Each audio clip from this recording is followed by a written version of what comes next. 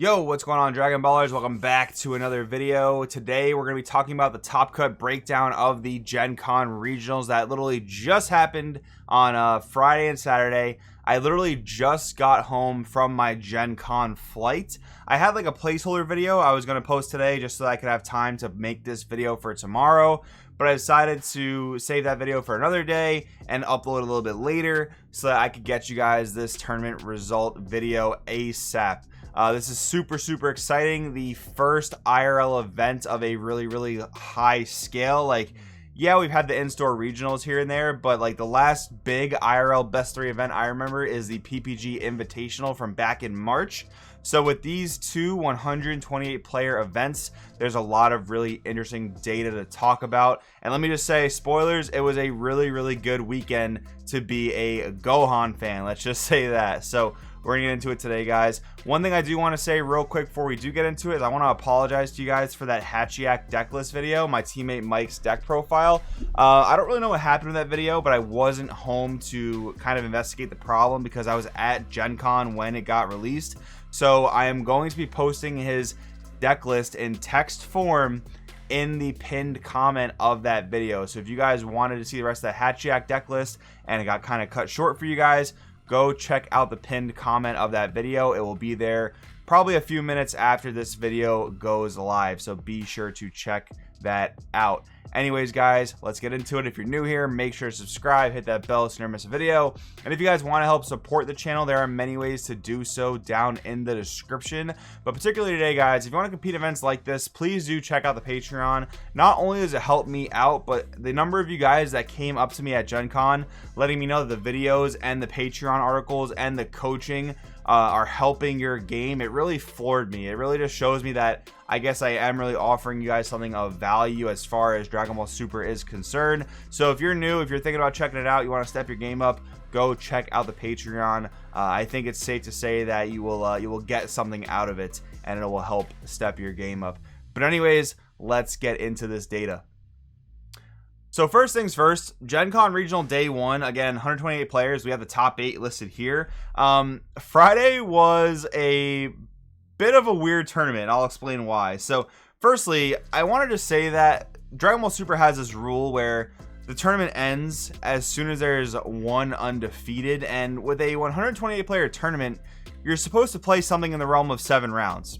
Both tournaments got cut short, and I know for a fact on Saturday we only played 5 rounds, which got cut, 2 rounds short. I don't remember if on Friday we played 5 or 6 rounds, but the tournament definitely got cut short, and things get really weird standings wise because of that. Like, I really just think that that rule should be abolished, and we should just play the number of rounds that are appropriate per the number of players. But that's a little bit of a side note. But anyways, I got to talk about Friday, and I got to shout out my teammate Justin Rios because that man is an absolute monster. So what happened was he wanted to come to the tournament playing Icarus, and he also wanted to possibly play SS4 Hellboy. And some things happened. He wasn't able to get his hands on the cards. So my teammate Ryan Severin handed him a Hachiak deck list, right? Handed him a Hachiak deck and a deck list. So Justin just played that with pretty much 0 testing. I'm fairly certain absolutely 0 testing, and the man was still at top tables all day. It was absolutely incredible. What happened in one of the final rounds was that my teammate Ryan messed up his deck list and didn't actually include SS4 Gogeta thwarting the Dark Empire. So Justin had to take a game loss when that issue was discovered, and had to play at table 1 with a game loss, and still won game 2 and forced it out to a draw because Hachiak, you're playing one game, you're not finishing the next game, right? That's how Hachiak operates. I just gotta say, like, with that whole hoopla, like, Justin still getting 4th place with Hachiak was absolutely insane. The man's an absolute monster. Took a deck that he really had no practice with and couldn't even play a boss monster towards the end of the tournament, and was still able to do so well. So I wanted to get that story to you guys. I thought it was pretty funny and pretty crazy. So yeah. Anyways, we'll go through the 1st through 8th. So first place, Red U7 Gohan. Shout out to Chris Spencer, man. Universe X DBS. The first time I met the guy, and I'd interacted with him a few times on Facebook and whatnot, but it's a very nice guy. I was very happy to meet him, and he happened to take this tournament first place at Red U7 Gohan. Funnily enough, I was his only loss in the Swiss rounds, and he actually ended at X1 And because of all the draws that happened in the last round, I guess a bunch of these other players ended up going X1-1. So with Chris going X1 for the rest of the tournament, he was able to sneak in at that first place, because at that point there were no more undefeateds at all. Not even first place was undefeated, but he had the best point score for the tournament. So he ended up getting the first place with Red, U7, Gohan.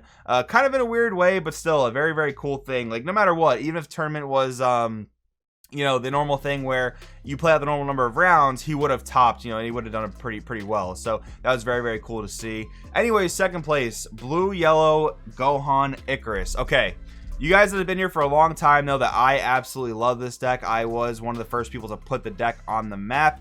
I love it. It's such a strong deck. I mean, blue, yellow, Mecha Frieza really outclassed it when it was when that deck was around, but blue, yellow, Icarus now is just the best way to play blue, yellow. I don't really think there's any ifs, ands, or buts about it. The deck just draws an insane amount of cards. Zamasu the Eliminator is an absolutely format defining card. You guys will hear more about that in my top 8 deck profile coming up at some point this week. But man, that card just like tells decks yes or no on so many different things. It's actually really insane. And besides that, you have the draw power, you have Bojack Aegis, you have so many different boss monsters. Like, a lot of the blue, yellow, Gohan, Icarus builds were very, very different this weekend, which was a pretty cool thing. My build has changed a lot since the last couple times I showed you guys the deck list. You know, I had it back in, what was that, set 12, maybe set 13, I don't remember exactly. And then we had the ban list where I updated it for you guys. And then now the list has changed so much. But there's so many cool ways you can customize the deck. It's really awesome. And then Soul Striker and Icarus, insanely similar decks in the sense that they're both mid-range, they're both hyper defensive, and they just have infinite boss monster techs they can just play depending on what the format looks like, depending on what they need to do in a given environment. I don't really think blue, yellow, Soul Striker did all that well this weekend. Mono blue happened to do better than blue, yellow as far as I'm aware, which is interesting because, again, Zamasu Eliminator, absolutely insane card. But one of the common themes you'll notice with blue, yellow, Soul Striker is that Violent Rush Bojack with the Aegis is really unnecessary in Soul Striker. Because you're blue, you just have so much excess energy all the time that Violent Rush Bojack isn't needed. So the main reason you're playing blue, yellow is for Zamasu the Eliminator. But at that point, are you going to play blue, yellow just for the one card? Like, yeah, you can very possibly do it. But the other problem that's actually really relevant is Soul Striker, when he attacks, cannot untap blue, yellow energy, making your Zamasu the Eliminators a lot more awkward, actually. So that is pretty weird. I already gave you guys a story on the 4th place Hatchiyak. Again, shout out to Justin Rios, my teammate. That was absolutely nuts. 5th place, SS4 Vegeta, Dave Sublet. Really cool stuff here. This guy has been just putting a ton of time into this deck, of course. 6th place, Blue Yellow Fuse Zamasu. Shout out Andrew Duvall, man. I saw this deck at top tables, and this was a really cool deck list. Like, again, of course, Blue Yellow, Zamasu the Eliminator, incredibly important card. But this is actually playing the 9-drop Goku Black that nukes your opponent's energy, which was such an awesome tech for the weekend because the format, again, was so mid-rangey. Decks were going so long and going to so much energy. That was an awesome tech. I love that.